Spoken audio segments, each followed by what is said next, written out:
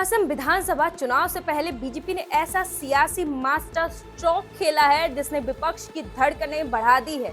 रणनीति इतनी सटीक और परतदार बताई जा रही है कि राजनीति गलियारों में हलचल तेज हो गई है। आखिर क्या है वो धांसू गेम प्लान जिसके दम पर बीजेपी इतनी कॉन्फिडेंस मैदान में उतरी है और साथ ही कांग्रेस की हार तय मानी जा रही है। जानेंगे अंदरूनी पूरी रणनीति, लेकिन उससे पहले आर्यन टीवी नेशनल को सब्सक्राइब कर ले। नमस्कार, आप देख रहे हैं आर्यन टीवी नेशनल।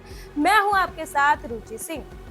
दरअसल असम में चुनावी माहौल तेज होने वाला है। 126 सीटों वाली विधानसभा का कार्यकाल 30 मई को खत्म हो रहा है और उम्मीद है कि होली के बाद 8 मार्च तक चुनावी तारीखों का ऐलान हो सकता है। मार्च के पहले हफ्ते में आचार संहिता लागू हो सकती है और अप्रैल के पहले हफ्ते यानी 3 से 7 अप्रैल के बीच एक ही चरण में वोटिंग करवाई जा सकती है। इस बार भी पीएम मोदी बीजेपी के स्टार प्रचारक होंगे और 8 से 10 बड़ी रैली कर सकते हैं। सीएम हेमंता विश्व शर्मा के अगुवाई में सत्ताधारी बीजेपी ने असम में तीसरी बार सत्ता बरकरार रखने के लिए कमर कस ली है। चुनाव में लगातार तीसरी बार जीत सुनिश्चित करवाने के लिए जरूरी 3 सबसे महत्वपूर्ण बातें भी लगभग तय है। पहला, लीडरशिप का मामला जो बीजेपी आलाकमान के लिए साफ है, यानी सीएम हेमंता विश्व शर्मा के अगुवाई में ही असम का चुनाव लड़ा जाएगा।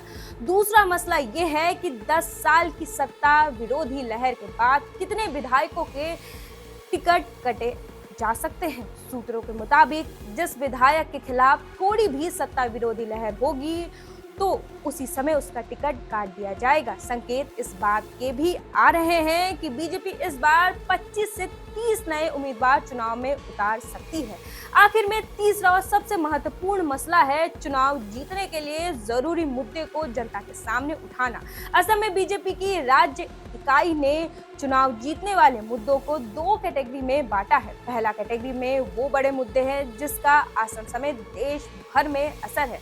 इसमें अवैध घुसपैठ, असम सरकार की विकास योजना, मोदी सरकार द्वारा प्रदेश में चलाए गए विकास योजना, कांग्रेस के स्टेट लीडरशिप खासकर गौरव गोगोई के पाकिस्तान से लिंक, हिंदुत्व और महिलाओं के सशक्तिकरण से जुड़े मुद्दे हैं।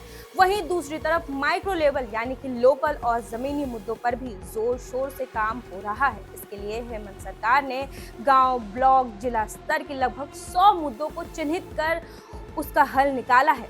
इसमें आंगनबाड़ी, चाय बागान, सरकारी कर्मचारी इत्यादि हैं, जिसके लिए की गए काम पर वोट मांगे जाएंगे। पार्टी लीडरशिप को भरोसा है कि इस बार बीजेपी को असम में 90 से 100 सीटें जीतेंगे। पिछले विधानसभा चुनाव में बीजेपी के लीडरशिप वाली गठबंधन ने 126 में से 75 सीट जीती थी। बीजेपी को जीत का भरोसा इसलिए भी है क्योंकि कांग्रेस ने 2021 में बदरुद्दीन अजमल की AIUDF और बोडोलैंड पीपल्स फ्रंट के साथ अपना सुपर अलायंस तोड़ दिया है। अब गौरव गोगोई के लीडरशिप में असम कांग्रेस का हाल ये है कि अंदरूनी टकराव और शीर्ष नेताओं के पार्टी छोड़कर जाने की नौबत आ गई है।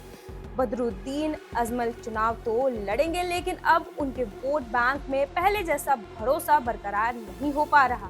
अजमल ने ओवैसी को भी असम चुनाव में संगठन बनाकर लड़ने का प्रस्ताव दिया था, लेकिन वो भी इनकार कर दिए और उन्हें नकार दिया। जाहिर है असम में बीजेपी की लोकप्रियता का कारण है मोदी सरकार और राज्य सरकार की समाज कल्याण योजनाओं का दूर दराज के इलाकों में समाज के हर तबके तक पहुंचाना। छात्रों को भत्ता, गरीबों को कैश ट्रांसफर, वंचितों और पिछड़ों को पेंशन, चाय बागान के मजदूरों को आर्थिक सहायता मिलने के कारण ग्रामीण परिवारों, खास करके महिलाओं और कम आमदनी वाले तबकों को खासी राहत मिलने लगी है। मिशन वसुंधरा के तहत गरीब आदिवासी को जमीन का मालिकाना हक देने का काम भी कई इलाकों में बीजेपी को मजबूत कर रहा है। सीएम हेमंत विश्व शर्मा का घुसपैठियों के खिलाफ अभियान भी रंग लाने लगा है। इसलिए माना ये भी जा रहा है कि बीजेपी को इस विधानसभा चुनाव में बढ़त पहले से ही नजर आ रही है। तो कुल मिलाकर असम की सियासत में इस बार मुकाबला दिलचस्प जरूर है, लेकिन बीजेपी पूरे कॉन्फिडेंस के साथ तीसरी बार सत्ता में वापसी का दावा कर रही है।